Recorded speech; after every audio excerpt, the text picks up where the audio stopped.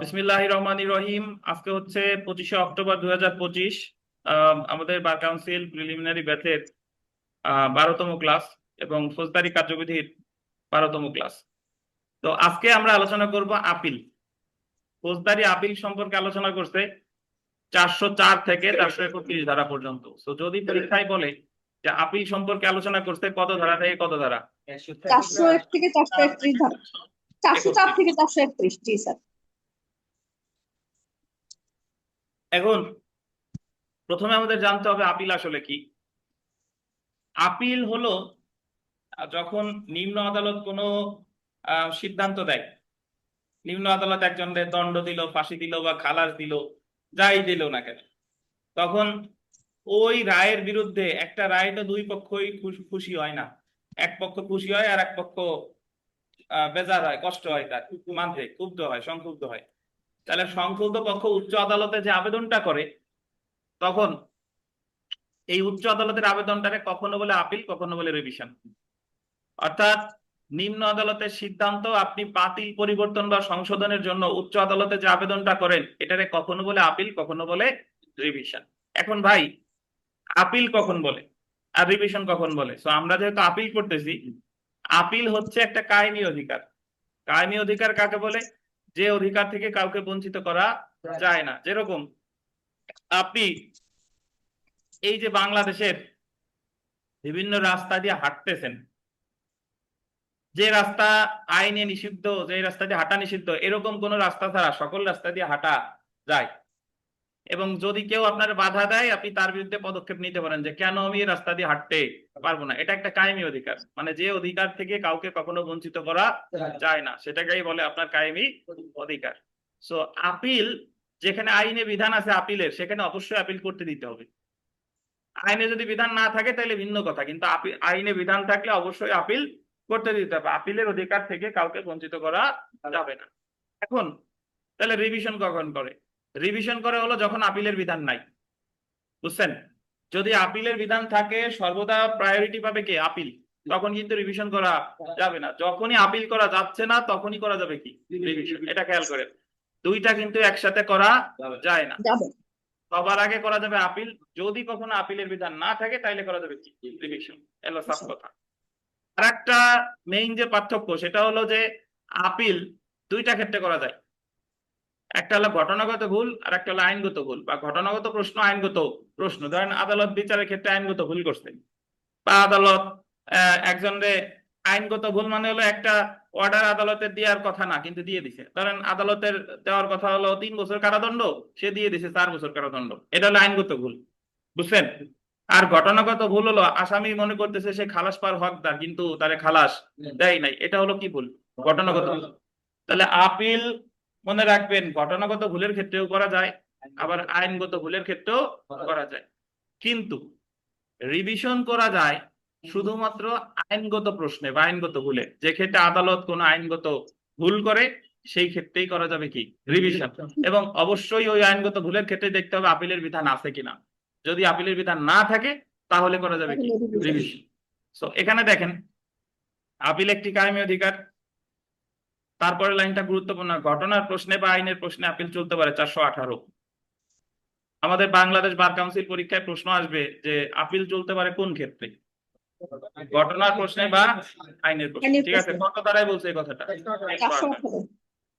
মামলার কোন পক্ষ আদালতের রায় সংক্ষুব্ধ হলে সংক্ষুব্ধ পক্ষ রায় প্রদানকারী আদালতের রায়ের বিরুদ্ধে আপিল আদালতে ক্ষমতাপ্রাপ্ত, আপিল গ্রহণে ক্ষমতাপ্রাপ্ত আপিল দায়ের করতে পারে। এখন ভাই, আহ বিষয়টা হলো যে আপিলটা করবে কোথায়?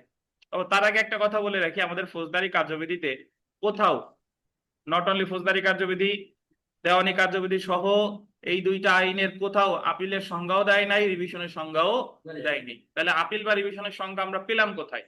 আমরা পেলাম উচ্চ আদালতের নজির থেকে, যে নিম্ন আদালতের রায়ে যে সংক্ষুব্ধ হবে, উচ্চ আদালতে যে আবেদন করে, সেটা বলে কি? আপিল। আপিল। আর যে ক্ষেত্রে আপিল করা যায় না, সেই ক্ষেত্রে উচ্চ আদালতে সেক্ষেত্রে করা যাবে কি? রিভিশন। রিভিশন। এই তো। তো এখন প্রশ্ন হলো, আমরা যখন ফৌজদারি আদালতের কম্পোজিশন পড়েছিলাম, মানে গঠন করেছিলাম 6 ধারায়, মনে আছে কিনা আপনাদের? 6 ধারায় পড়ছিলাম যে ফৌজদারি আদালত দুই প্রকার, দায়রা আদালত, ম্যাজিস্ট্রেট আদালত। তারপরে দায়রা আদালতে ভাগ করছে 3 ভাগে, দায়রা জজ, অতিরিক্ত দায়রা জজ, যুগ্ম দায়রা জজ। তারপরে ম্যাজিস্ট্রেট আদালতে ভাগ করছে 2 ভাগে, বিচারিক, নির্বাহী। তারপর বিচারিক ম্যাজিস্ট্রেটে ভাগ করছে 4 ভাগে, চিফ জুডিশিয়াল ম্যাজিস্ট্রেট, প্রথম শ্রেণী, দ্বিতীয় শ্রেণী, তৃতীয় শ্রেণী। আর মেট্রোপলিটন এলাকায় 2 ভাগে, chief metropolitan magistrate, metropolitan magistrate. মনে আছে কিনা? এখন ফৌজদারি কার্যবিধিতে তো অনেক ম্যাজিস্ট্রেট আর দায়রা জজ মিলে অনেকে আছে। এখন কে আদেশ দিলে কার কাছে আপিল করব? দেওয়ানিতে হিসাব সোজা, দেওয়ানিতে খুব সোজা। দেওয়ানিতে আপিল আদালত মাত্র 2টা, জেলা জজ আর হাইকোর্ট। 5 কোটি টাকা পর্যন্ত হইলে জেলা জজ, 5 কোটি টাকার বেশি হইলে হাইকোর্ট। দেওয়ানির হিসাব শেষ। কিন্তু ফৌজদারিতে এই জায়গা একটু মানে জটিল বলবো না আমি, বাট এই জায়গা অনেক আদালতে আপিল করা যায়। তো ফৌজদারির আপিলটা একটু বেশি কমপ্লিকেটেড। তো জটিল না, আমরা ইনশাল্লাহ শিখে ফেলবো। তো যে সকল ক্ষেত্রে আপিল করা যায় আমরা এখানে আসি। দেখেন, দণ্ডাদেশের বিরুদ্ধে আপিল 407, 408, 410। খালাসের বিরুদ্ধে আপিল 417। অপর্যাপ্ত দণ্ডাদেশের বিরুদ্ধে আপিল 417 ক। 89 ধারা অধীন প্রকৃত সম্পত্তি পুনরুদ্ধারের অগ্রাহ্য করলে 405। সো এই ক্ষেত্রে আপিল করা যায়। এগুলো আমরা এখানে প্রতিটা ইন্ডিভিজুয়ালি আলাদা আলাদা সামনে পড়বো, সো এই জায়গা গুরুত্বপূর্ণ না এত। আমরা চলে আসি যে ফৌজদারিতে কোন কোন আদালতে আপিল করা যায়। এখানে বিভিন্ন দণ্ডাদেশের ক্ষেত্রে এক আদালতে যায়, খালাসের ক্ষেত্রে এক আদালতে যায়, তারপর অন্যান্য ক্ষেত্রে আর এক আদালতে যায়। তো এখানে অনেকগুলো আদালতের কথা লিখছে। দেখেন যে ফৌজদারি কার্যবিধির অধীন নিম্নলিখিত আদালতে আপিল দায়ের করা যেতে পারে। একটা লেখছে হাইকোর্ট বিভাগ, তারপর লেখছে কি দায়রা জজ, তারপর লেখছে চিফ জুডিশিয়াল ম্যাজিস্ট্রেট। 4 নম্বরে লেখেন চিফ মেট্রোপলিটন ম্যাজিস্ট্রেট। 4 নম্বরে লেখেন চিফ মেট্রোপলিটন ম্যাজিস্ট্রেট। মানে কিছু ক্ষেত্রে চিফ মেট্রোপলিটন ম্যাজিস্ট্রেটের কাছেও আপিল করা যায়। আর 5 নম্বরে লিখবেন জেলা ম্যাজিস্ট্রেট।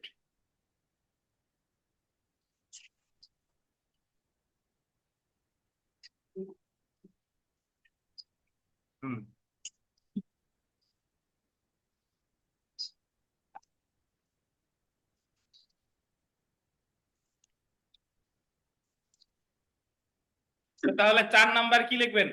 Chief metropolitan magistrate. আর 5 নাম্বার লিখবেন জেলা ম্যাজিস্ট্রেট। আচ্ছা, এখন আমরা চলে আসি দণ্ডাদেশের বিরুদ্ধে আপিল। এর পরের পেজে যে একটা ছক আছে, ওই ছকের পরের পেজে আসেন। মানে টেবিলের পরের পেজে দেখেন দণ্ডাদেশের ক্ষেত্রে আপিল আবার আছে, ওই জায়গায় আসবেন। পাইছেন? তো আমাদের দণ্ডাদেশের বিরুদ্ধে আপিল আমাদের আগে বুঝতে হবে যে এই যে দেখেন ফৌজদারি কার্যবিধির, সবাই মনোযোগ দেবেন, কেউ মিস করবেন না, সবাই মনোযোগ দেবেন দয়া করে। ফৌজদারি কার্যবিধির 407, 408, 410 ধারায় দণ্ডাদেশের বিরুদ্ধে আপিলের বিধান আছে। কত কত ধারায়? 407, 408, 410। এই জায়গায় 409ও আছে। তাহলে ধরতে গেলে 407 থেকে 410। কত বলেন? 407 থেকে 410। এখন আমরা একটু দেখবো যে দণ্ডাদেশের বিরুদ্ধে আপিল কে করে। এটা করার প্রয়োজন নাই, আপনি নিজের মনে প্রশ্ন করেন যে দণ্ড পায় কে, যে যারা দণ্ড দেয় তারা কি বলে? আসামি। তাহলে এই জায়গায় অ্যাগ্রিভড কে? যে মামলা করছে সে, নাকি যে দণ্ড পাইছে সে? সংযুক্ত কে? যে দণ্ড পাইছে সে। তাহলে দণ্ডাদেশের বিরুদ্ধে আপিল কে করবে? আসামি। বুঝতে পারছেন? তাহলে দণ্ডাদেশের বিরুদ্ধে আপিল সম্পর্কে আলোচনা করছে 407 থেকে 410। এখন দণ্ডাদেশের বিরুদ্ধে কোন কোন আদালতে আপিল করা যায় এটা আমরা দেখব। তো দণ্ডাদেশের বিরুদ্ধে আপিল করা যায় 3টা আদালতে। দেখেন, 1 নম্বরে বলছে চিফ জুডিশিয়াল ম্যাজিস্ট্রেট, কত? 407। তারপর বলছে দায়রা জজ, কত? 408। তারপর বলছে হাইকোর্ট বিভাগ 408 এন্ড 410। তাহলে আবার আমরা একটু পড়ি। চিফ জুডিশিয়াল ম্যাজিস্ট্রেট 407, মানে চিফ জুডিশিয়াল ম্যাজিস্ট্রেটের কাছে যে আপিল গুলো হয় দণ্ডাদেশের ক্ষেত্রে, আসামি যে আপিল গুলো করে ওই আপিলের ধারা হবে 407। দায়রা জজে আসামি যে আপিল গুলো করে দণ্ডাদেশের ক্ষেত্রে এটা হবে কত? 408। হাইকোর্টে যে আপিল গুলো যায় দণ্ডাদেশের ক্ষেত্রে এটা কখনো 408, কখনো 410। তো প্রথমে আমরা চলে আসি 407-এ। দেখেন, চিফ জুডিশিয়াল ম্যাজিস্ট্রেটের কাছে আপিল না, চিফ জুডিশিয়াল। দেখেন 407-এ কি বলতেছে, দেখেন, দ্বিতীয় বা তৃতীয় শ্রেণীর ম্যাজিস্ট্রেটের নিকট দণ্ডাদেশের বিরুদ্ধে আপিল করতে হবে চিফ জুডিশিয়াল ম্যাজিস্ট্রেট আদালত। মানে যদি বিচার আদালত হয় দ্বিতীয় শ্রেণীর ম্যাজিস্ট্রেট বা তৃতীয় শ্রেণীর ম্যাজিস্ট্রেট, ওনারা যদি দণ্ড দেয় তাহলে আপিল করতে হবে কার কাছে? চিফ জুডিশিয়াল ম্যাজিস্ট্রেটের কাছে। হিসাব ক্লিয়ার। দ্বিতীয় তৃতীয় দণ্ড দিলে আপিল চিফ জুডিশিয়ালের কাছে। প্রথম শ্রেণীর ম্যাজিস্ট্রেট দণ্ড দিলে কোথায় আপিল হবে আমরা জানি না, ওটা পরের কথা, কিন্তু দ্বিতীয় তৃতীয় দণ্ড দিলে কার কাছে? চিফ জুডিশিয়াল ম্যাজিস্ট্রেটের কাছে। বুঝছেন? এখন আমরা জানি যে মহানগর এলাকার বাইরে যিনি চিফ জুডিশিয়াল ম্যাজিস্ট্রেট, মহানগর এলাকায় ওনার নাম হলো চিফ মেট্রোপলিটন ম্যাজিস্ট্রেট, মানেন জানেন কিনা? জানেন। এখন মহানগর এলাকার বাইরে চিফ জুডিশিয়াল ম্যাজিস্ট্রেটের আপিল এখতিয়ার আছে। কেন আছে? কারণ মহানগর এলাকার বাইরে দ্বিতীয় তৃতীয় শ্রেণী ম্যাজিস্ট্রেট আছে, কিন্তু মহানগর এলাকায় কি দ্বিতীয় তৃতীয় শ্রেণী ম্যাজিস্ট্রেট আছে? নাই। সো মহানগর এলাকায় চিফ মেট্রোপলিটন ম্যাজিস্ট্রেটের আপিল এখতিয়ার নাই, দণ্ডাদেশের ক্ষেত্রে নাই। হিসাব পরিষ্কার, ঠিক আছে? মহানগর এলাকার বাইরে চিফ জুডিশিয়াল ম্যাজিস্ট্রেটের আছে। কেন আছে? কারণ মহানগর এলাকার বাইরে দ্বিতীয় তৃতীয় শ্রেণী ম্যাজিস্ট্রেট আছে, কিন্তু মহানগর এলাকায় চিফ মেট্রোপলিটন ম্যাজিস্ট্রেটের দণ্ডাদেশের ক্ষেত্রে আপিল এখতিয়ার নাই। কেন নাই? কারণ মহানগর এলাকায় কি দ্বিতীয় তৃতীয় শ্রেণী ম্যাজিস্ট্রেট আছে? নাই। নাই। আচ্ছা, এবং ডান সাইডে দেখেন চিফ জুডিশিয়াল ম্যাজিস্ট্রেটের কাছে আপিলের তামাদি মেয়াদ 30 দিন। কতদিন? 30 দিন। আপনি তামাদিয়ানের কত অনুচ্ছেদ দেখেন? 154। তাহলে আমরা 107 407 করে ফেললাম, বুঝতে পারছেন? 408-এ আসি। 408-এ ওই যে 408-এ মোটামুটি দুই জায়গায় আপিলের কথা বলছে। 408-এ কখনো দায়রা জজের কাছে যায়, 408-এ কখনো হাইকোর্টে যায়। তো প্রথমে আমরা দায়রা জজ দেখি। আমরা দেখেন প্রথম শ্রেণীর ম্যাজিস্ট্রেট, কারণ ওখানে তো প্রথম শ্রেণীর ম্যাজিস্ট্রেট ছিল না 407-এ। প্রথম শ্রেণীর ম্যাজিস্ট্রেট বা মেট্রোপলিটন ম্যাজিস্ট্রেট, তাহলে মহানগর এলাকায় হলে কি মেট্রোপলিটন ম্যাজিস্ট্রেট বা যুগ্ম দায়রা জজ 5 বছরের কম কারাদণ্ড প্রদান করলে, যুগ্ম দায়রা জজ 31-এর উপধারা 3 অনুসারে সর্বোচ্চ কারাদণ্ড দিতে পারে 10 বছর। কিন্তু যদি তিনি 5 বছর পর্যন্ত দেন, প্রদত্ত দণ্ডাদেশের বিরুদ্ধে আপিল হবে কার কাছে? দেখেন দায়রা জজের কাছে। আর মহানগর এলাকা হলে মহানগর দায়রা জজ। গোপালগঞ্জ যদি হয় দায়রা জজ, আর ঢাকা শহর হলে মহানগর দায়রা জজ। তাহলে দায়রা জজের কাছে আপিলটা হচ্ছে 408 ধারায়। কি কি? প্রথম শ্রেণী ম্যাজিস্ট্রেট, মেট্রোপলিটন ম্যাজিস্ট্রেট আর যুগ্ম দায়রা জজ কত বছর দিলে? 5 বছর দিলে আপিল হচ্ছে 408 ধারায় কার কাছে? দায়রা জজের কাছে। বুঝছেন? তাহলে এটা বলছে কত ধারায়? 408।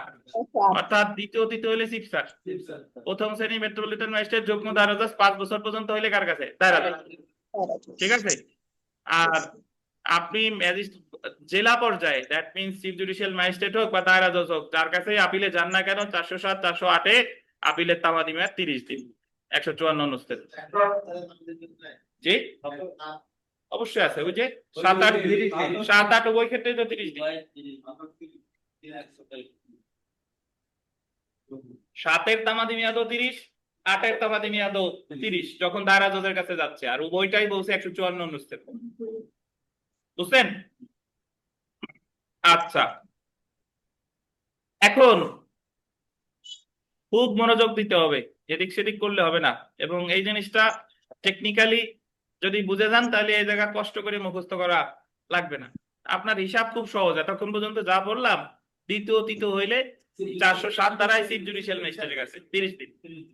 আর 408-এ বলতেছে প্রথম শ্রেণীর ম্যাজিস্ট্রেট, মেট্রোপলিটন ম্যাজিস্ট্রেট, যুগ্ম দায়রা জজ 5 বছর পর্যন্ত দিলে দায়রা জজ 30 দিন। শেষ। 409 দেখেন। আচ্ছা, এখানে একটা কথা আমি বলে রাখি, সেটা হচ্ছে যে এরকম যে 408 তো করবো, 409 আছে। 409-এ দায়রা জজ যে সকল আপিল শুনতে পারে, দায়রা জজ নির্দেশ দিলে বা সরকার নির্দেশ দিলে এই আপিলগুলো অতিরিক্ত দায়রা জজ শুনতে পারে। তো আপনি এখানে একটু ছোট্ট করে লিখে রাখেন 409 সমান সমান অতিরিক্ত দায়রা জজের কাছে আপিল। 409 সমান সমান অতিরিক্ত দায়রা জজের কাছে আপিল।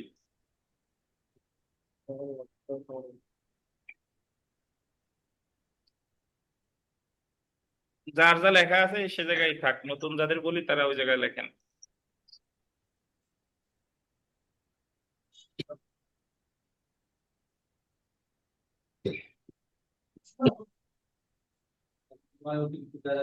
চারশো নয় অতিরিক্ত দায়রা জজের কাছে আপিল লিখছেন তো। সাধারণত অতিরিক্ত দায়রা জজের আপিল এখতিয়ার নাই, তবে ওই যে যে আপিলগুলো দায়রা জজ শুনতে পারতেছে না, বা সরকার নির্দেশ দিছে, তাহলে সেই ক্ষেত্রে ওই আপিল গুলো শুনবে কে? অতিরিক্ত দায়রা জজ। বাট সাধারণত উনার থাকে না, যেগুলো দায়রা জজ উনার কাছে পাঠাইছে ওইগুলো উনি শুনতে পারেন। ঠিক। এখন 408-এ তো আমরা জানি দায়রা জজের আপিল এখতিয়ারও আছে, আবার হাইকোর্ট বিভাগেরও আছে। এখন হাইকোর্ট বিভাগের কোনগুলো আছে অটোমেটিক্যালি একটা আমরা জানি, এই যে দেখেন, যুগ্ম দায়রা জজ 5 বছরের অধিক মেয়াদের কারাদণ্ড দিলে, জয়েন্ট সেশন জাজ তিনি 5 বছর পর্যন্ত দিলে আপিল হবে দায়রা জজের কাছে, আর উনি যদি 5 বছরের বেশি দেয় কোথায়? হাইকোর্টে। বুঝছেন? জি স্যার। তারপরে দেখেন, মেট্রোপলিটন ম্যাজিস্ট্রেট বা বিচারিক ম্যাজিস্ট্রেট দণ্ডবিধির গোল দিবেন 124 ক ধারায় রাষ্ট্রদ্রোহিতা অপরাধের শাস্তি দিলে আপিল করতে হবে হাইকোর্ট বিভাগে। একটা কথা মনে রাখেন, সাধারণত মেট্রোপলিটন ম্যাজিস্ট্রেট হলো বা প্রথম শ্রেণীর ম্যাজিস্ট্রেট, তারা দণ্ড দিলে যাওয়ার কথা হলো দায়রা জজের কাছে, মহানগর দায়রা জজ বা দায়রা জজ। কিন্তু এটা একটা ব্যতিক্রম, যে তারা যদি রাষ্ট্রদ্রোহিতার মামলায় বিচার করে, মেট্রোপলিটন ম্যাজিস্ট্রেট বা বিচারিক ম্যাজিস্ট্রেট তারা কোন অপরাধের বিচার করলে? রাষ্ট্রদ্রোহিতা। তাহলে তাদের ওই দণ্ডাদেশের বিরুদ্ধে সরাসরি আপিল হবে হাইকোর্টে। একটা ব্যতিক্রম, সাধারণত মেট্রোপলিটন ম্যাজিস্ট্রেট করলে যাবে মহানগর দায়রা জজ, বা প্রথম শ্রেণীর ম্যাজিস্ট্রেট করলে যাবে মহানগর দায়রা জজ। কিন্তু যদি এই অপরাধটা হয় কি রাষ্ট্রদ্রোহিতা, তাহলে যাবে কোথায়? হাইকোর্ট। বুঝছেন? তো 408-এ এই কথাটা বলছে। তাহলে 408-এ হাইকোর্টে দুইটা আপিল যাচ্ছে, একটা হলো ওই যুগ্ম দায়রা জজ 5 বছরের বেশি দিলে, আর মেট্রোপলিটন ম্যাজিস্ট্রেট রাষ্ট্রদ্রোহিতার মামলায় দণ্ড দিলে। আর হাইকোর্টে এই যে 408 ধারায় যাচ্ছে, হাইকোর্টে গেলেই তামাদি মেয়াদ 60 দিন। কত? অনুচ্ছেদ 100। তাহলে হাইকোর্টে গেলেই তামাদি মেয়াদ কত? 60 দিন।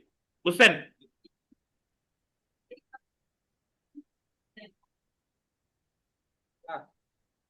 বিচারিক ম্যাজিস্ট্রেট যদি দ্বিতীয় তৃতীয় যাই হোক না কেন, ওনার যদি রাষ্ট্রদ্রোহিতার মামলা বিচার করার এখতিয়ার থাকে, দিলেও চলে যাবে হাইকোর্টে। এখন দ্বিতীয় তৃতীয় শ্রেণীর ম্যাজিস্ট্রেটের রাষ্ট্রদ্রোহিতার মামলার বিচারিক এখতিয়ার আছে কিনা সেটা জানার জন্য আগে দেখতে হবে যে দ্বিতীয় তফসিলে 8ম কলামে কি আছে।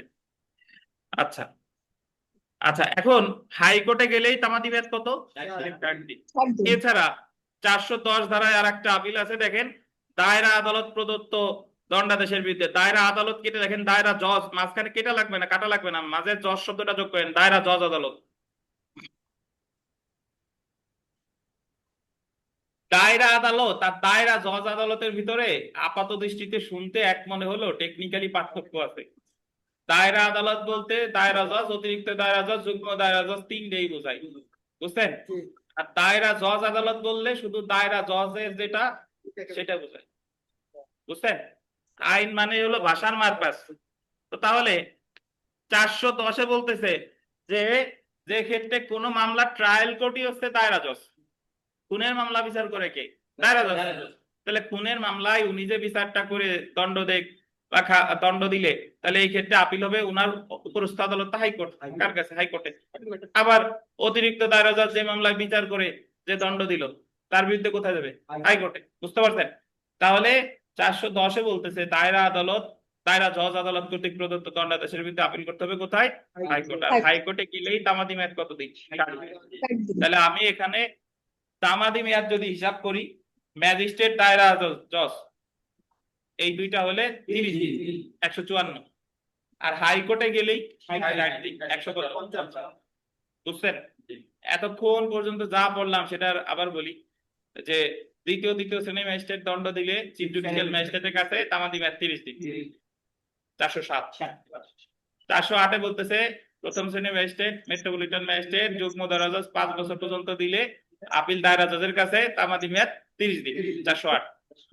দায়রা জজ যে আপিল গুলো শুনে, দায়রা জজ বা সরকার নির্দেশ দিলে ওই আপিল গুলো অতিরিক্ত দায়রা জজ শুনতে পারে। 409। 408-এ আরো বলছে যুগ্ম দায়রা জজ 5 বছরের বেশি কারাদণ্ড দিলে বা রাষ্ট্রদ্রোহিতার মামলায় মেট্রোপলিটন ম্যাজিস্ট্রেট দণ্ড দিলে আপিল হবে কোথায়? হাইকোর্টে। 408-এ। আর হাইকোর্টে গেলেই তামাদি মেয়াদ 60 দিন। আর 410-এ এসে বলতেছে যে দায়রা জজ যদি কোনো দণ্ড দেয় আদি এখতিয়ার সম্পন্ন আদালত হিসেবে, অবশ্যই এটা হবে আদি এখতিয়ার সম্পন্ন আদালত, তাহলে সেই ক্ষেত্রে আপিল হবে কোথায়? বুঝছেন?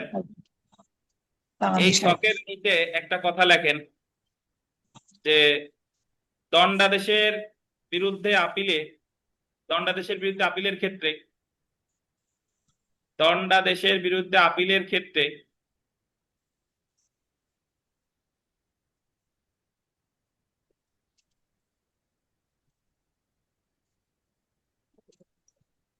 আসামি দ্বিতীয় আপিল করতে পারে না।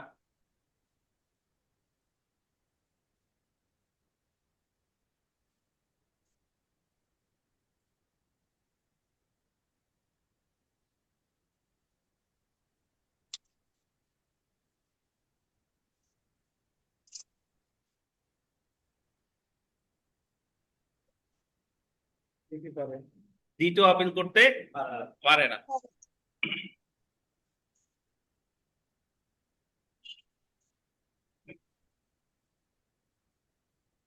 ভাই আমি এই কথাটার একটু ব্যাখ্যা দেই, শুনেন। না, ধারা নাই, ধারা সব ধারা।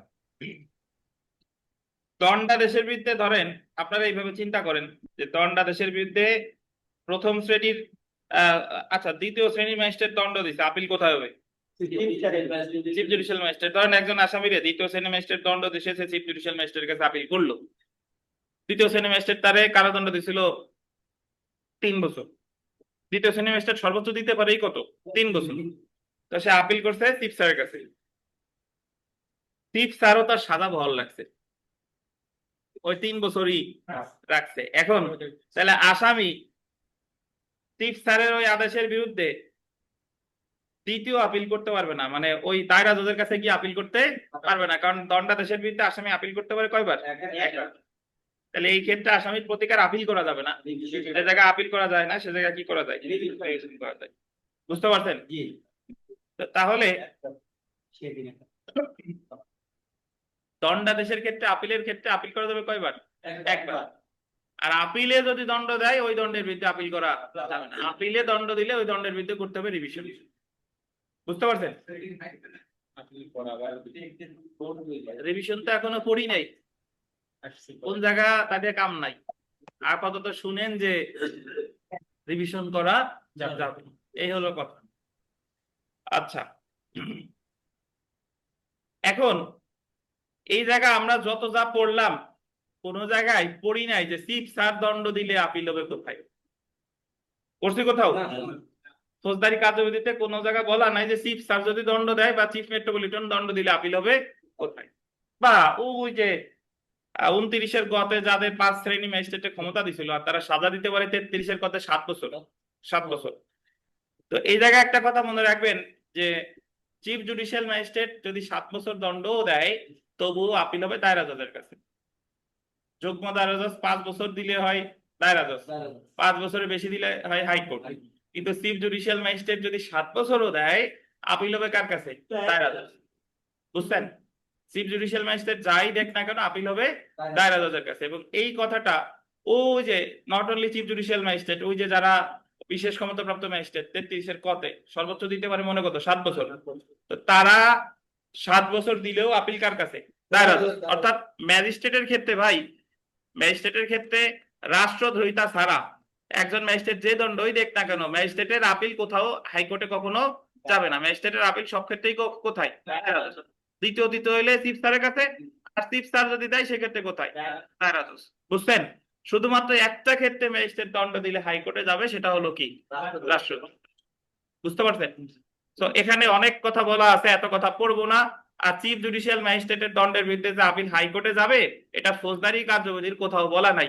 এই কথাটা বলা আছে একেবারে ওই যে লাস্টে আসেন দেখেন, সেশন জাজ বাইড অর্ডিনেন্স, একটা অর্ডিনেন্সে বলছে এই যে 70 ডেটেড 1/12/84 পাইছেন? আপনাদের বইটা আছে একেবারে নিচে দেখেন, পাইছেন? এটা বললেন সেশন জাজ বাইড অর্ডিনেন্স নাম্বার এত ডেটেড এত, পাইছেন? তাহলে চিফ জুডিশিয়াল ম্যাজিস্ট্রেট বা চিফ মেট্রোপলিটন ম্যাজিস্ট্রেট দণ্ড দিলে আপিল কোথায় হবে এটা ফৌজদারি কার্যবিধি ধারায় বলে নাই, এটা বলছে কোথায়? এই অর্ডিন্যান্সে বলেছে। তাহলে আপনাদের এখানে যে জিনিসটা মনে রাখতে হবে যে আসামি কি দ্বিতীয় আপিল করতে পারে? পারে না। আর আপনার দায়রা যুগ্ম দায়রা জজ 5 বছর কারাদণ্ড দিলে দায়রা জজের কাছে, 5 বছরের বেশি দিলে। কিন্তু চিফ জুডিশিয়াল ম্যাজিস্ট্রেট 7 বছর দিলেও কোথায়? দায়রা জজের কাছে। সো আমরা বিগত বছরের প্রশ্ন দেখি, দেখেন বিগত বছরের প্রশ্ন এই জায়গা যা আছে যদি আপনি মূল আলোচনা বুঝে থাকেন পারবেন। বুঝছেন? বিগত বছর প্রশ্ন পড়েন, ফেরদৌস জোরে একটা প্রশ্ন করেন, প্রথমটা পড়েন, দ্বিতীয় শ্রেণী ম্যাজিস্ট্রেট জোরে বলেন, কি বলেন শুনি না, জোরে। দ্বিতীয় শ্রেণী ম্যাজিস্ট্রেট কর্তৃক প্রদত্ত দণ্ডের বিরুদ্ধে আপিল কোথায় করতে হবে? আচ্ছা, দ্বিতীয় না জায়গায় তৃতীয় লেখা, দ্বিতীয় লেখা। দ্বিতীয়। আচ্ছা, দ্বিতীয়, দ্বিতীয় যদি দণ্ড দেয় কোথায় হবে আপিল বলেন? Chief judicial. তৃতীয় দিলে কোথায় হতো? বুঝছেন? তারপরটা পড়েন Ferdous. The code of criminal procedure 1898 এর বিধান অনুসারে অতিরিক্ত দায়রা জজ প্রদত্ত দণ্ডের বিরুদ্ধে আপিল করতে হবে কোথায়? অতিরিক্ত দায়রা জজ যদি দেয়, অতিরিক্ত দায়রা জজ দিলে আপিল এখতিয়ার কে? হাইকোর্ট। বুঝছেন? ওই 410, 410। তারপরটা পড়েন ফেরদৌস। তৃতীয় শ্রেণীর ম্যাজিস্ট্রেট প্রদত্ত দণ্ডাদেশের বিরুদ্ধে আপিল করতে হয় তৃতীয় শ্রেণীর চিফ জুডিশিয়াল। তারপরেরটা পড়েন। একজন চিফ জুডিশিয়াল ম্যাজিস্ট্রেটের দণ্ডাদেশের বিরুদ্ধে আপিল হবে কোথায়? দায়রা জজ। একজন চিফ জুডিশিয়াল ম্যাজিস্ট্রেটের বিরুদ্ধে আপিল হবে কোথায়? দায়রা আদালতে। ধন্যবাদ। তো এখানে যে প্রশ্নগুলো আছে কষ্ট করে এগুলো পড়ে ফেলবেন। যদি কোনো প্রশ্ন বুঝতে না পারেন অবশ্যই আমাদের জানাবেন যে স্যার এই প্রশ্ন বুঝি নাই। তো সেলফ প্র্যাকটিসের একটা প্রশ্ন আছে, দেখেন, ঘটনার প্রশ্নে বা আইনের প্রশ্নে আপিল চলতে পারে ফৌজদারি কার্যবিধির কত ধারায় বলছে? কত ধারা? 418। তো বাদ বাকি এখানে অনেক প্রশ্ন আছে, এগুলা ধৈর্য ধরে পড়বেন। মূল আলোচনা যদি বুঝে থাকেন সব প্রশ্ন এমনিতেই পেরে যাবেন।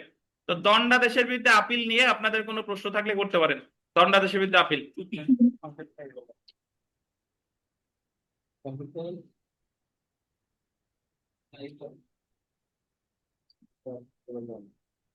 এই দণ্ডাদেশের বিরুদ্ধে আপিল নিয়ে আপনাদের প্রশ্ন আছে? বলেন। আচ্ছা, যদি না থাকে তাহলে আমরা খালাসের বিরুদ্ধে আপিলে চলে আসবো। খালাস আদেশের বিরুদ্ধে আপিল।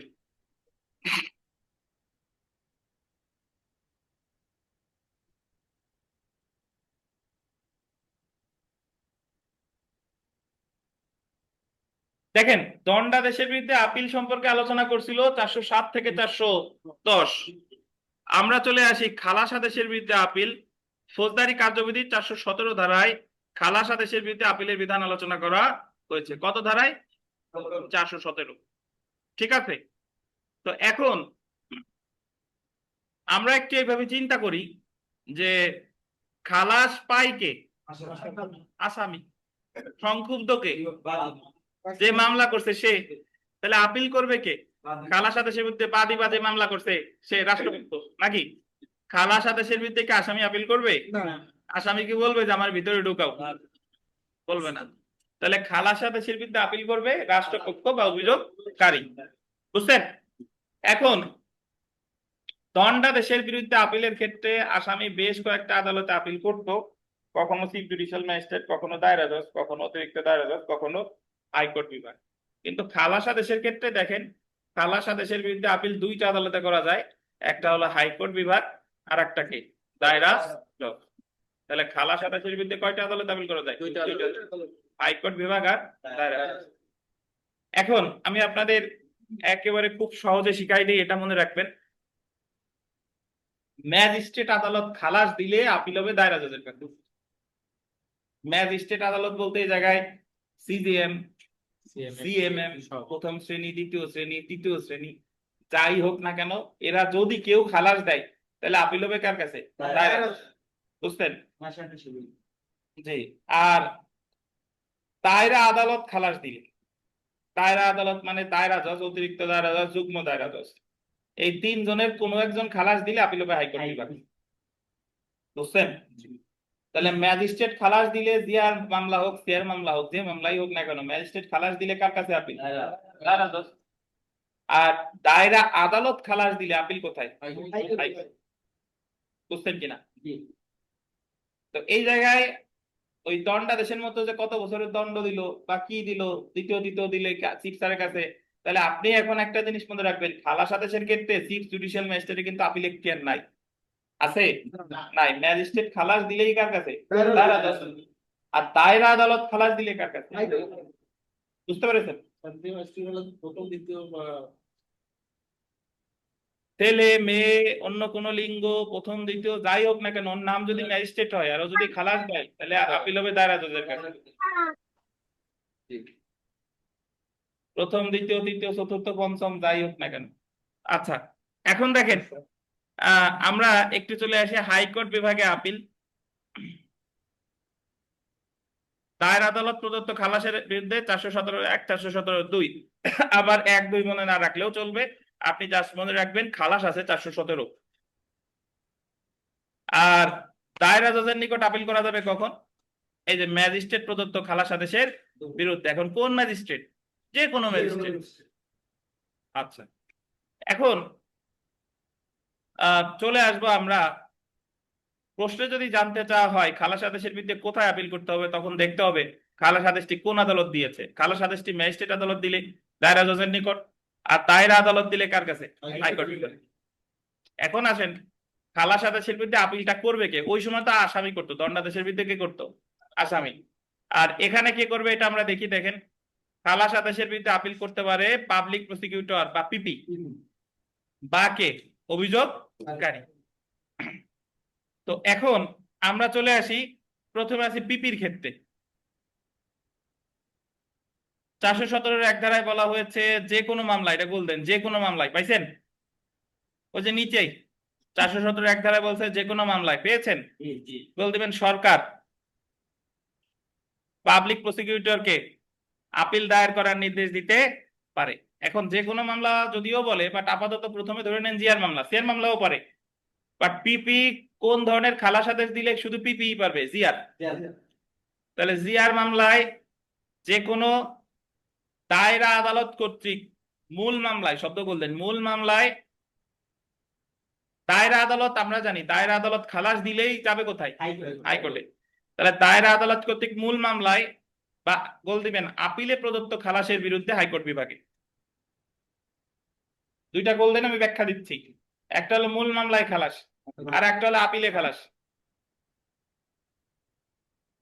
ভাই শুনেন, দায়রা জজ আদালত একটা খুনের মামলা বিচার করছে, খুনের মামলা বিচার করে আসামিরে খালাস দিছে দায়রা জজ, তাহলে এটা হলো মূল মামলায় খালাস, বুঝছেন? আর যদি প্রথম শ্রেণীর ম্যাজিস্ট্রেট একজনকে খালাস দিছে, ধরে প্রথম শ্রেণীর ম্যাজিস্ট্রেট একজনকে খালাস দিছে, তাহলে ম্যাজিস্ট্রেট খালাস দিছে, আপিল হবে কোথায়?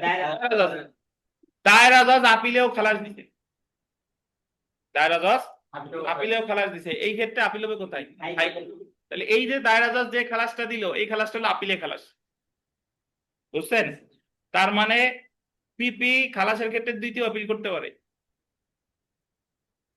মূল মামলায় খালাস দিলেও পারে, আপিলে খালাস দিলেও পিপি আপিল করতে পারে। কিন্তু দণ্ডাদেশের ক্ষেত্রে আসামি দুইবার আপিল করতে পারতো না, প্রথমবার আপিল করে পরের বার যদিও দণ্ড দেয় রিভিশন। আর এই জায়গা পিপি ম্যাজিস্ট্রেট খালাস দিছে, দায়রা জজের কাছে আপিল, দায়রা জজ আপিলে প্রদত্ত খালাস দিলে আপিল হাইকোর্টে। তো পিপি এই জায়গা দুইবার আপিল করতে পারে। এই যে দেখেন, এই জন্য বলছে যে কোনো দায়রা আদালত কর্তৃক মূল মামলায়, মূল মামলা মানে হলো যে মামলাটার বিচারিক আদালত দায়রা জজ, আর আপিলে প্রদত্ত খালাস, আপিলে প্রদত্ত খালাস মানে হলো যে মামলাটা দায়রা জজ খালাস দিছে বাট মূল মামলা না, আপিলে। কি মিলন? বোঝেন নাই? মাথা গোলাই গেছে, ঘুম আসছে বোধহয় নাকি?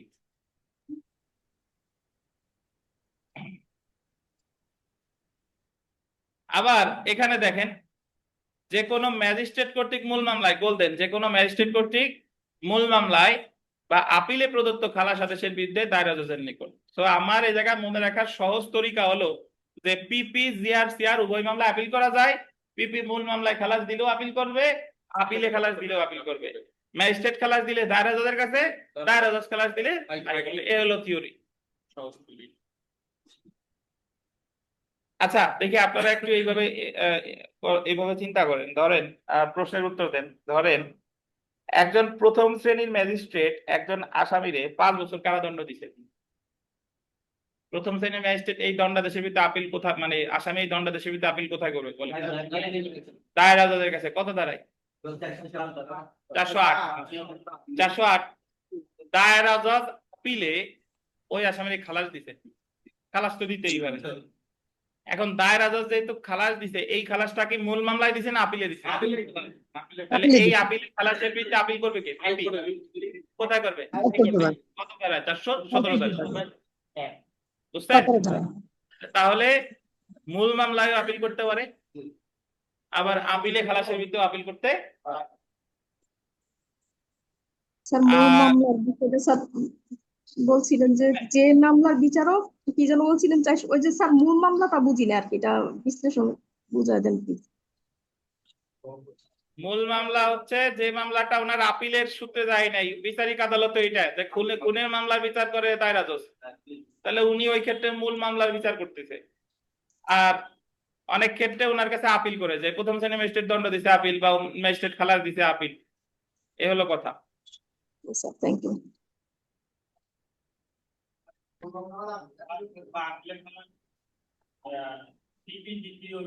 আপিল করতে হ্যাঁ হ্যাঁ হ্যাঁ, মূল মামলা মানে হলো যেটা আপনার নিজের সন্তান আর একজনের তা পালতেছেন, এটা হলো আপিলে খালাস। বুঝছেন? আর কত ভাবে বুঝাবো আপনাদের? জি থ্যাংক ইউ স্যার। আচ্ছা, এখন দেখেন আমরা চলে আসি অভিযোগকারী কর্তৃক খালাস আদেশের বিরুদ্ধে আপিল। অভিযোগকারী মানে হলো কমপ্লেইনেন্ট, নালিশকারী। নালিশকারী যেখানে আছে তার মানে ওটা কি মামলা? সিআর মামলা। সিআর মামলা বুঝেন নাই জায়গা কেউ আছে? সিআর মামলা হলো 200 ধারায় যে মামলায় জবানবন্দি দিয়ে দায়ের করা হয় ম্যাজিস্ট্রেটের কাছে, সেটাকে বলে complaint register. Complaint register please. এখন দেখেন 417 2 ধারায় বলা হয়েছে, 418 ধারায় যা কিছু উল্লেখ থাকুক না কেন, যদি খালাসের আদেশ নালিশের ভিত্তিতে দায়েরকৃত মামলা প্রদান করা হয়ে থাকে এবং যদি এমন আদেশে গোল দিবেন কোনো আইনগত ভুল থাকে যা ন্যায় বিচার ব্যর্থ করে, error of law occasioning failure of justice, মানে নালিশি মামলায় খালাস দিছে এবং এই খালাসে যদি কি থাকে, আইনগত ভুল থাকে এবং আইনগত ভুলের কারণে কি ব্যর্থ হয়েছে, ন্যায় বিচার ব্যর্থ হয়েছে, সেই ক্ষেত্রেই অভিযোগকারী আপিল দায়ের করতে পারে। জিআর মামলা যেরকম ইচ্ছা হলেই পিপি খালাস দিলে আপিল করতে পারে পিপি, বাট নালিশি মামলায় ইচ্ছা হলেই খালাস দিলে আপিল করা যাবে না। নালিশি মামলায় খালাস আদেশের বিরুদ্ধে নালিশকারীকে দেখা হতে হবে যে এই খালাস আদেশে এরর অফ ল আছে, আইনগত ভুল আছে এবং আইনগত ভুলের কারণে ন্যায় বিচার কি হয়েছে, ব্যাহত ব্যর্থ হয়েছে হয়েছে। ব্যর্থ হয়েছে। বুঝছেন? আর একটা কথা, এই নালিশকারী 2 বার আপিল করতে পারে না, উনি আপিল করবে একবার। অর্থাৎ উনি শুধু মূল মামলায় খালাস দিলেই আপিল করতে পারে, উনি আপিলে খালাস দিলে আপিল করতে পারে না। এই যে পড়ি দেখেন, যে কোনো দায়রা আদালত কর্তৃক মূল মামলায় প্রদত্ত খালাস আদেশের বিরুদ্ধে হাইকোর্ট বিভাগে, ধরেন একটা চেকের মামলায়, চেকের মামলা বিচার করে দায়রা যুগ্ম দায়রা জজ, ধরেন কিছু ক্ষেত্রে দায়রা জজও করতে পারে, তো যুগ্ম দায়রা জজ চেকের মামলা তো সিআর ফরম্যাটে হয় কি নাকি? চেকের মামলায় খালাস দিছে, তাহলে আপিল হবে কোথায়? হাইকোর্টে। বুঝছেন? এটা হলো মূল মামলায় খালাস। যে কোনো ম্যাজিস্ট্রেট কর্তৃক মূল মামলায় প্রদত্ত খালাস আদেশের বিরুদ্ধে দায়রা জজের নিকট, ম্যাজিস্ট্রেট খালাস দিছে, ধরেন 406 420 মামলায় ম্যাজিস্ট্রেট আসামিরে খালাস দিছে, তাহলে এই খালাসের 406 420 মামলা দেন সিআর ফরম্যাটে হইছে, তাহলে এই খালাসের বিরুদ্ধে যদি ম্যাজিস্ট্রেট দেয় আপিল কার কাছে? দায়রা জজ। ধরেন উনি দায়রা জজের কাছে আপিল করলো, দায়রা জজও খালাস আদেশ বহাল রাখছে, তাহলে ওনার আর দ্বিতীয় আপিলের এখতিয়ার নাই। এখন নালিশকারীর প্রতি গেল রিভিশন। বুঝছেন? নালিশকারীর প্রতিকার কি? রিভিশন। তাহলে আমি মনে রাখবো যে খালাস আদেশের বিরুদ্ধে পিপি 2 বার আপিল করতে পারে, কিন্তু অভিযোগকারী আপিল করবে কয়বার? একবার। একবার। দ্বিতীয়বার আপিল করতে পারে না।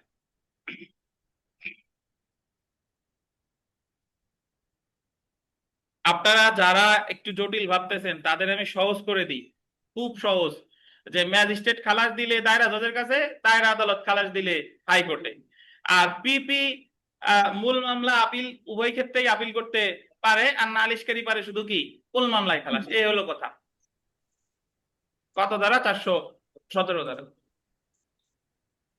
তো এখন দেখেন, অভিযোগকারী নালিশি মামলায় বা সিআর মামলায় প্রদত্ত খালাস আদেশের বিরুদ্ধে আপিল করতে পারে, আপিল দায়ের করতে পারে শুধুমাত্র নালিশি, আন্ডারলাইন করবেন, শুধুমাত্র নালিশি মামলাই হবে না, একই সাথে অভিযোগকারীকে প্রমাণ করতে হবে যে খালাস আদেশে আইনগত ভুল আছে, গোল দেবেন, আন্ডারলাইন করেন, আইনগত ভুল আছে, এরর অফ ল, এন্ড উক্ত আইনগত ভুলের কারণে ওকেশনিং ফেইলার অফ জাস্টিস, কি হয়েছে? ন্যায় বিচার ব্যাহত হয়েছে। বুঝছেন? এখন আমরা 417(1) আর 417(2), আপনাদের উপধারা পড়ার প্রয়োজন নাই, আমি জাস্ট দেখবো যে পিপি আর নালিশকারী যে আপিল করে এই দুইটার ভিতরে আসলে কি পার্থক্য আছে এটা দেখি। দেখেন পিপি 2 নাম্বার পয়েন্টে দেখেন, পিপি মূল মামলায়ও পারে, আপিলে খালাসেও পারে, বাট নালিশকারী পারি শুধু খুশি মূল মামলায়। পিপি দেখেন জিয়ার মামলায়ও পারে, সিয়ার মামলাও পারে, কারণ ওই জায়গায় একটা কথা আছে যে কোনো মামলায়, কিন্তু নালিশকারী পারে শুধু কি মামলায়? সিয়ার মামলায়। শুধু সিয়ার মামলাই হবে না, ন্যায় বিচার ব্যর্থ হতে হবে আইনগত ভুলের কারণে। বুঝছেন? তাহলে খালাস আদেশের ক্ষেত্রে পিপি দ্বিতীয় আপিল করতে পারে, কিন্তু নালিশকারী দ্বিতীয় আপিল করতে পারে না। আর তামাদি মেয়াদটা এখানে আমরা দেখে নিই। তামাদি মেয়াদ, পাবলিক প্রসিকিউটর 6 মাসের মধ্যে আপিল দায়ের করতে পারে।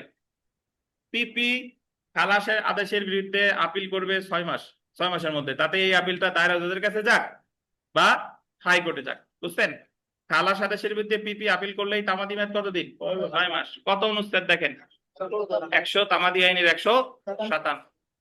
অপরদিকে অভিযোগকারী নালিশের বিরুদ্ধে অভিযোগকারী খালাসের বিরুদ্ধে আপিল করতে পারে 60 দিনের মধ্যে। এটা তামাদি আইনে বলে নাই, এটা বলেছে কোথায়? 417(3), ফৌজদারি কার্যবিধি 417(3)।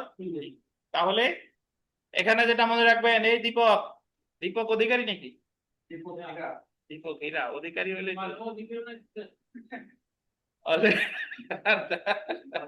লিজন অধিকারী আপনি নাকি?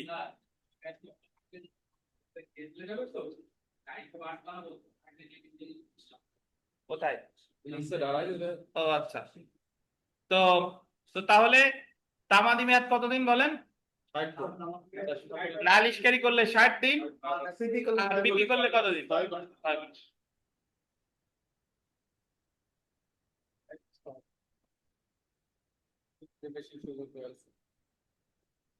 এখন এখানে একটা কথা বলি, সেটা হলো খালাস আদেশের বিরুদ্ধে সংবাদদাতার প্রতিকার।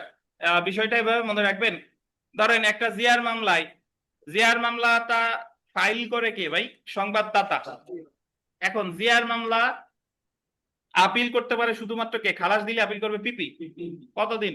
6 মাস। ধরেন পিপি 6 মাসের মধ্যে আপিল করে নাই, তাহলে সংবাদদাতার প্রতিকার কি? সংবাদদাতা কিন্তু আপিল আর করতে পারবে না। সে যে মামলাটা, যে ইনফরমেন্ট, তার প্রতি যে এজাহার করছিল, তার প্রতিকার হলো রিভিশন। বুঝছেন? পিপি আপিল করতে না পারলে প্রতিকার কি? রিভিশন। এই যে দেখেন লাস্টের খালাস আদেশের বিরুদ্ধে সংবাদদাতার প্রতিকার, একেবারে যে বোল্ডে, কিন্তু যদি, এই লাইনটা বলবো, কিন্তু যদি রাষ্ট্র বা পাবলিক প্রসিকিউটর খালাস আদেশের বিরুদ্ধে কোনো আপিল দায়ের না করে, উক্ত ক্ষেত্রে সংবাদদাতা রিভিশন দায়ের করতে পারে। তাহলে পিপি যদি আপিল না করে, তাহলে সংবাদদাতার প্রতিকার কি বলে? রিভিশন। আর এতটুকু মনে রাখলে হবে, জেনে রাখা ভালো, এই পয়েন্টটা গুরুত্বপূর্ণ, জেনে রাখা ভালো। যে ক্ষেত্রে খালাসের বিরুদ্ধে আপিল দায়ের করা হয়, কিন্তু আপিলটি গোল দিবেন প্রত্যাখ্যান করে, তখন উক্ত প্রত্যাখ্যান আদেশের বিরুদ্ধে আপিল দায়ের করা যাবে না, কিন্তু রিভিশন করা যাবে। নরমালি আমরা জানি যে খালাস আদেশের বিরুদ্ধে 2 বার আপিল করা যায়। কে করতে পারে? পিপি। কিন্তু পিপি প্রথম আপিল করছিল, ওই আপিলটা প্রত্যাখ্যান করছে, মানে খালাস দেয় নাই, ওই আপিল শুনেই নাই, খারিজ করে দিছে। তাহলে সেটার বিরুদ্ধে আর দ্বিতীয় আপিল করা যাবে না, সেটার বিরুদ্ধে করতে হবে কি? রিভিশন। কিন্তু প্রথম আপিল করছে, ওই আপিলে যদি খালাস আদেশটা বহাল রাখতো, তাহলে আবার দ্বিতীয় আপিল সে করতে পারতো। পিপি করবে, বাদী হইলে বাদী, পিপি হইলে পিপি। আপনি ধরেন বাদী হিসেবে আপিল করছেন, খালাস দিছে আপনার আসামির, আপনি অভিযোগকারী আপিল করছেন, আপনার আপিল খারিজ করে দিছে আদালত, প্রথমেই খারিজ করে দিছে, তাহলে আপনি এটার বিরুদ্ধে তো বাদী তো সবসময় রিভিশন, কারণ বাদীর তো দ্বিতীয় আপিলের সুযোগ নাই। আর পিপির ক্ষেত্রে ওনার দ্বিতীয় আপিল করতে পারে, বাট উনি প্রথম আপিল করতে, প্রথম আপিলে খালাস আদেশ বহাল রাখে নাই, বরং আপনার আপিলটা খারিজ করে দিছে। আপিল খারিজ করে দিলে প্রতিকার কি? এই ক্ষেত্রে দ্বিতীয় আপিল করা যাবে না, এই ক্ষেত্রে প্রতিকার হচ্ছে কি? রিভিশন। এবং সেম, হ্যাঁ, কি সন্দেহ আছে? তা তো বললামই।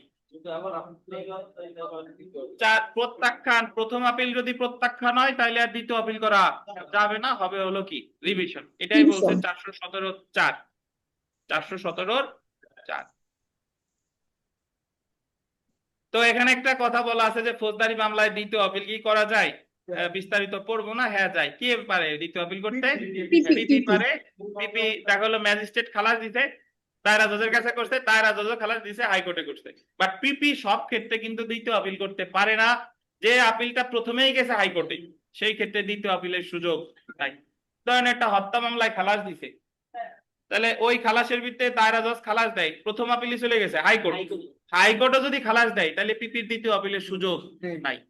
তাহলে দ্বিতীয় আপিলটা তখনই করা যায় যখন প্রথম আপিলটা হয়েছে কার কাছে, ম্যাজিস্ট্রেটের কাছে, আর দ্বিতীয় আপিলটা হয়েছে হলো মানে প্রথমটা আপিলটা হয়েছে সরি দায়রা জজের কাছে, আর দ্বিতীয় আপিলটা হবে হলো হাইকোর্টে।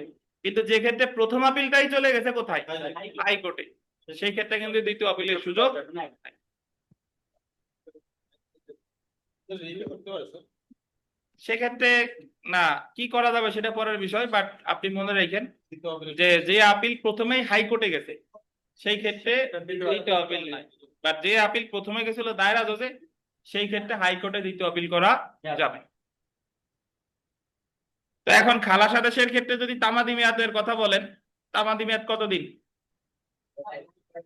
পিপি করলে 6 মাস, আর 6 মাস, অফিস করলে কত, 60 দিন। 60 দিন। তো এখানে অনেক প্রশ্ন আছে, আমি স্ক্রিনে একটা প্রশ্ন আছে, এটা যদি পড়েন, ম্যাজিস্ট্রেট কর্তৃক খালাস আদেশের বিরুদ্ধে আপিল দায়ের করতে হবে কোথায়?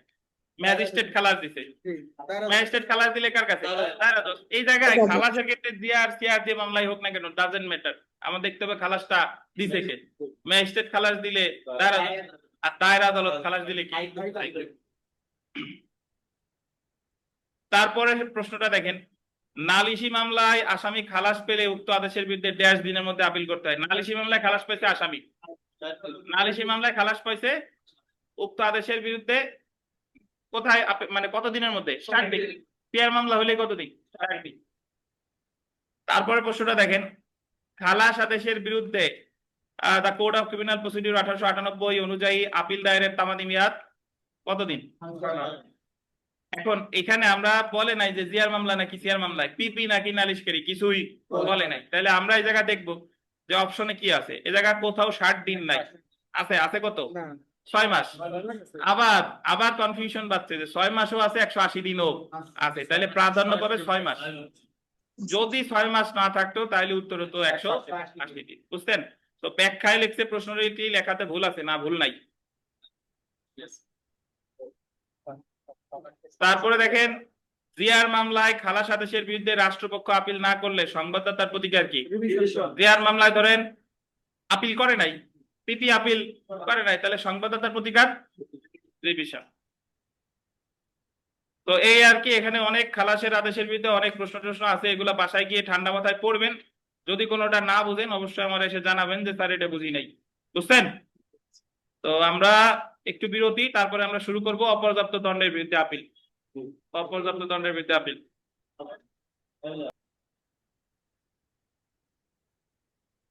অপর্যাপ্ত দণ্ডের বিরুদ্ধে আপিল, এতক্ষণ পর্যন্ত আমরা পড়ছি দণ্ডাদেশের বিরুদ্ধে আপিল, এরপরে আমরা পড়েছি খালাসের বিরুদ্ধে আপিল। এখন হলো অপর্যাপ্ত দণ্ডাদেশ। অপর্যাপ্ত দণ্ডাদেশ মানে হলো আসামিকে দণ্ড দিতে, দেওয়ার পরে যে বাদী পক্ষের মনে হচ্ছে যে আসামির দণ্ড কম হয়ে গেছে, আসামির আরো দণ্ডিত হওয়া উচিত ছিল, তাহলে অপর্যাপ্ত দণ্ডাদেশের বিরুদ্ধে সংক্ষুব্ধ কে হচ্ছে? সংক্ষুব্ধ হচ্ছে বাদী বা আপনার পিপি। হ্যাঁ হ্যালো, হ্যাঁ হ্যাঁ হ্যাঁ জি। আচ্ছা, তাহলে আপনি মনে রাখবেন যে খালাস আদেশের বিরুদ্ধে যারা আপিল করে দণ্ড বৃদ্ধির আপিলও তারাই করে। বুঝছেন? তো এখন এই দণ্ড বৃদ্ধির আপিল সম্পর্কে আলোচনা করছে ফৌজদারি কার্যবিধির 417 ক। কত ধারা? 417 ক।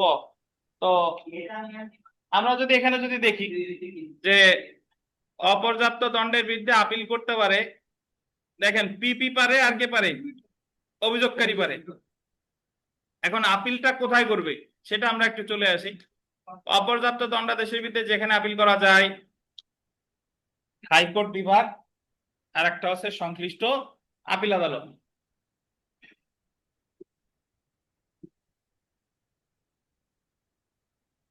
খালাসের বিরুদ্ধে দুইটা আদালতে আপিল করা যেত, একটা হচ্ছে আপনার হাইকোর্ট বিভাগ, আর একটা হলো কি দায়রা জজ, নাকি? কিন্তু এখানে অপর্যাপ্ত দণ্ডের বিরুদ্ধেও দুইটা বলছে, একটা হলো হাইকোর্ট আর একটা হলো সংশ্লিষ্ট আপিল আদালত। সংশ্লিষ্ট আপিল আদালত এখানে সরাসরি ভাঙাই নাই যে সংশ্লিষ্ট আপিল আদালত আসলে কোনটা। তো তার আগে আমরা প্রথমে চলে আসি অপর্যাপ্ত দণ্ডাদেশের বিরুদ্ধে। প্রথমে দেখেন পিপি, রাষ্ট্রপক্ষ বা পিপি আপিল করলেই চলে যাবে হাইকোর্টে 60 দিন। অর্থাৎ অপর্যাপ্ত দণ্ডাদেশের বিরুদ্ধে আপিলটা যদি পিপি করে ওই দণ্ড যেই দেখ না কেন, ম্যাজিস্ট্রেট দেখ, দায়রা জজ দেখ, যেই দেখ না কেন, আপিল চলে যাবে কোথায়? হাইকোর্টে। আর পিপি এলো এই ক্ষেত্রে জিআর মামলা। কি মামলা? তাহলে যদি একটা তৃতীয় শ্রেণীর ম্যাজিস্ট্রেট দণ্ড দেয় জিআর মামলায়, তাহলে পিপি আপিল করবে কোথায়? হাইকোর্ট, দণ্ড বৃদ্ধির জন্য। যদি প্রথম শ্রেণীর ম্যাজিস্ট্রেট দণ্ড দেয়, পিপি দণ্ড বৃদ্ধির আপিল করবে কোথায়? হাইকোর্ট। তাহলে দণ্ড বৃদ্ধির আপিল পিপি করলেই চলে যাবে কোথায়? হাইকোর্টে। এবং তামাদি মেয়াদ হচ্ছে কতদিন? 60 দিন। বুঝতে পারছেন? অপরদিকে অভিযোগকারী সিআর মামলার ক্ষেত্রে সংশ্লিষ্ট আপিল আদালতে, এই ক্ষেত্রেও তামাদি মেয়াদ 60 দিন। এখন সংশ্লিষ্ট আপিল আদালত কিভাবে?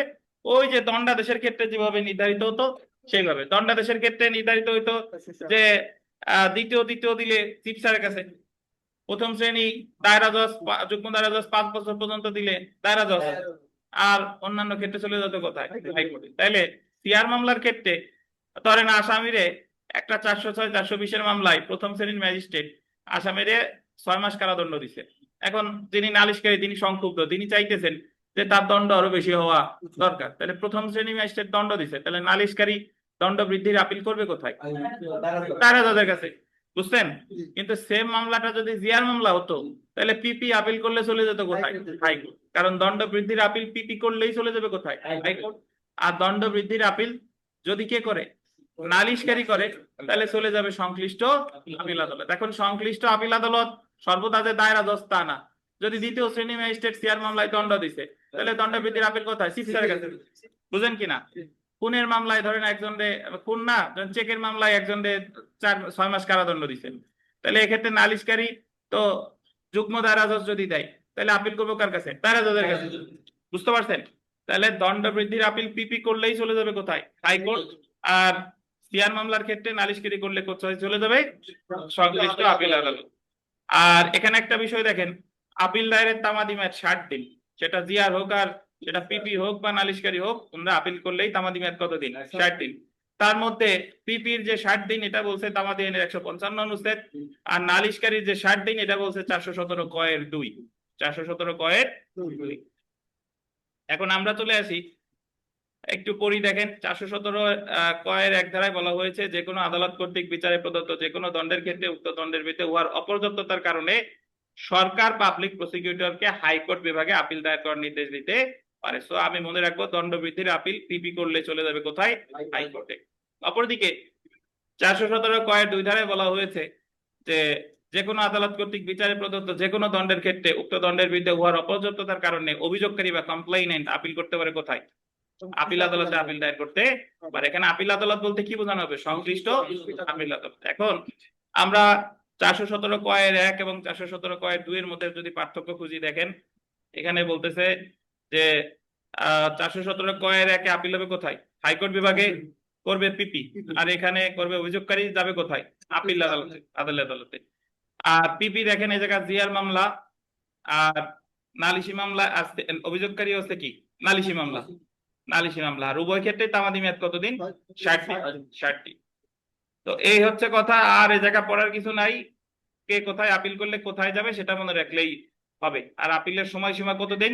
60 দিন। এটা মনে রাখেন। আর জেনে রাখা ভালো, তো চলে আসেন, জেনে রাখা ভালো যে পাবলিক প্রসিকিউটর 417 ধারায় খালাস আদেশের বিরুদ্ধে এবং 417 ক ধারায় অপর্যাপ্ত দণ্ডাদেশের বিরুদ্ধে দ্বিতীয় আপিল করতে পারে। সো অ্যাকচুয়ালি টেকনিক্যালি অপর্যাপ্ত দণ্ডাদেশের বিরুদ্ধে যদি আপনি পিপি আপিল করে, পিপি তো প্রথম আপিলই চলে যায় হাইকোর্টে, তাহলে দ্বিতীয় আপিল সে করবে কোথায়?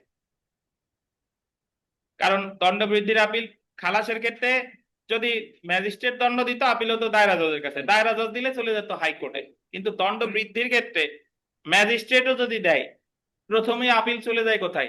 হাইকোর্টে। তো এটা নিয়ে কন্ট্রোভার্সি আছে যে অপর্যাপ্ত দণ্ডের বিরুদ্ধে আসলে দ্বিতীয় আপিল করা যায় কিনা। তবে যদি যা হইতেই হয়, তাহলে জিআর মামলায় হয় না, হতে হবে সিআর মামলায়। সিআর মামলায় ধরেন নালিশকারী একবার দণ্ড বৃদ্ধির আপিল করছে, আর তারপরে ওই মামলায় ধরেন প্রথম শ্রেণী ম্যাজিস্ট্রেট দণ্ড দিছিল আসামিকে সিআর মামলায়, তাহলে নালিশকারী দণ্ড বৃদ্ধির আপিল করবে কোথায়? দায়রা জজের কাছে। আর দায়রা জজ দণ্ড যা দিছে এর বিরুদ্ধে তো আর পিপি তো আর নালিশকারী তো আর আপিল করতে পারতেছে না। তাহলে এই ক্ষেত্রে দণ্ডবৃদ্ধির আপিল পিপি করতে পারে, যেহেতু দায়রা জজ কোর্টে সকল মামলা পরিচালনা করে কে? পিপি।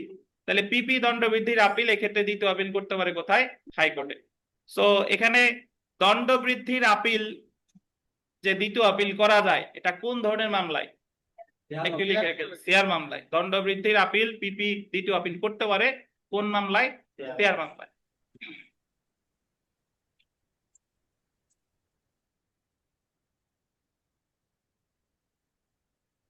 তো আমরা বিগত বছরের একটা প্রশ্ন যদি দেখি, একজন প্রথম শ্রেণীর ম্যাজিস্ট্রেট প্রদত্ত দণ্ডাদেশ অপর্যাপ্ত হলে রাষ্ট্রপক্ষ দণ্ডবৃদ্ধির জন্য কোথায় আপিল করবে?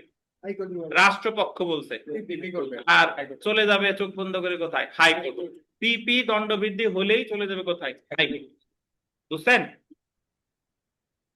তারপরে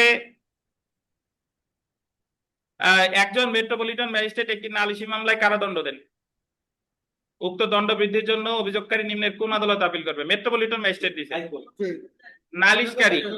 নালিশকারী শেয়ার মামলায় বলছে, তো প্রথম মেট্রোপলিটন ম্যাজিস্ট্রেট দিলে মহানগর দায়রা জজ আদালত। বুঝছেন? আচ্ছা, এখন কিছু কিছু বিষয় আছে যে আমাদের ফৌজদারি কার্যবিধিতে সরাসরি ক্রস আপিল শব্দটা কোথাও নাই। ক্রস আপিল মানে হলো একটা দণ্ড দিছে, বাট ওই দণ্ডের উপর ভিত্তি করে আপিল হয়েছে দুইটা, এটাকে বলে ক্রস আপিল। কেমনে? ধরেন একজন প্রথম শ্রেণীর ম্যাজিস্ট্রেট ওই আসামির দণ্ড দিছে 6 মাস। কতদিন? 6 মাস। তাহলে 6 মাসের দণ্ড দিলে আসামি তো প্রথম শ্রেণীর ম্যাজিস্ট্রেটের এই দণ্ডের বিরুদ্ধে আসামি ধরেন নালিশি মামলায়, আসামি তো প্রথম শ্রেণীর ম্যাজিস্ট্রেট যদি দণ্ড দেয় আপিল করবে কোথায়? তারা তাদের কাছে। আবার যিনি বাদী তিনিও চাচ্ছে তার সাজা আরো বেশি হোক, তা তিনি দণ্ডবৃদ্ধির আপিল করবে কোথায়? তারা জজ। তাহলে আদেশ একটা, আপিল হচ্ছে কয়টা? দুইটা। আসামিও করতেছে, বাদী পক্ষও করতেছে, এটারে বলে কি? Cross appeal. বুঝছেন? তাহলে দণ্ডের ক্ষেত্রেই ক্রস আপিল হইতে পারে। দণ্ডের ক্ষেত্রে আসামি আপিল করবে, কারণ আসামি তো তার সাজা একদিনও যাতে না হোক, আর বাদী মামলা আপিল করতেছে যাতে তার সাজা আরো বেশি হোক। বুঝতে পারছেন? ওই জায়গায় বিগত বছরে যে প্রশ্ন আছে এগুলা পড়ে ফেলবেন, কোনোটা না বুঝতে পারলে আমরা জিজ্ঞাসা করেন। আর ফৌজদারি আপিল দায়েরের তামাদি মেয়াদ, এই তামাদি মেয়াদ সব আপনারা জানেন। দেখেন, মৃত্যুদণ্ডাদেশের বিরুদ্ধে আপিল কতদিন? 7 দিন। ওই যে 150 অনুচ্ছেদ পাইছেন। খালাসের বিরুদ্ধে পিপি করলে 6 মাস 157, আর নালিশকারী করলে 60 দিন 417(3). দণ্ডাদেশের বিরুদ্ধে সিজেএম বা দায়রা জজের কাছে করলে 30 দিন, আর হাইকোর্ট বিভাগে করলে 60 দিন 155। আর দণ্ড বৃদ্ধির ক্ষেত্রে পিপি করলে 60 দিন, আর নালিশকারী করলেও 60 দিন। বা পিপির 60 দিন বলছে 155 অনুচ্ছেদে, আর নালিশকারীর 60 দিন বলছে 417(2). খালাসের ক্ষেত্রে হলো 417(3), আর দণ্ড বৃদ্ধির ক্ষেত্রে 417(2). তো বিগত বছরের প্রশ্ন ওই জায়গা যা আছে, 1 আর 2 নাম্বার প্রশ্নটা একটু পড়ি, যে নালিশি মামলায় আসামি খালাস পেলে উক্ত দণ্ডাদেশের বিরুদ্ধে কত দিনের মধ্যে আপিল করতে হয়? নালিশি মামলায় খালাস পেলে তাহলে নালিশকারী আপিল করবে কতদিন? 60 দিন। তারপরে 2 নাম্বার প্রশ্নটা দেখেন, খালাস আদেশের বিরুদ্ধে the code of criminal procedure 1898 অনুযায়ী আপিল দায়েরের তামাদি মেয়াদ কতদিন? 6 মাস। এটা আগেও পড়ছি, ওই যে এর আগে। বিগত বছর যে প্রশ্ন পড়ে নিবেন।